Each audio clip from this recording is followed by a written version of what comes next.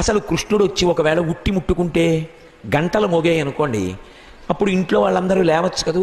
అందుకని గంటలు కట్టేద్దామని చెప్పి ఆవిడేం చేసిందంటే ఉట్టి చుట్టూ గంటలు కట్టింది. గంటలు కట్టి పడుకుంది. ఉట్టి ముట్టుకున్నాడా గంటలు మోగుతాయి, గంటలు మోగాయా పరిగెత్తి వెళ్ళి పట్టుకుంటారు అని. ఆయన రానే వచ్చాడు, పైకి ఎక్కాడు. ఉట్టిలోంచి తీయాలి వెన్న, ఎలా? గంటలున్నాయి. ఆలోచించాడు, చెక్కిట చేయి పెట్టి ఆలోచించి, తాను సర్వజగన్నియామకుడు, ఆయన మాట ఎవరు కాదంటారు?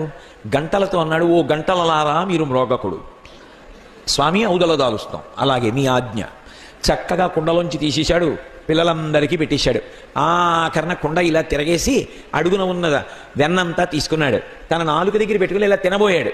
గంటలన్నీ గణగణగణగణగణ మోగి పరిగెత్తుకొచ్చేసింది ఆవిడ. అడిగాడు, గంటల్ని మోగద్దన్నాను కదా, ఎందుకు మోగారు మీరు అని అడిగాడు. అయ్యా, మీరు పిల్లలకి పెట్టినప్పుడు మేము మోగలేదు, కానీ మీరు నోట్లో పెట్టుకున్నారు, మాకు అలవాటు నైవేద్యం పెడితే గంట కొట్టడం.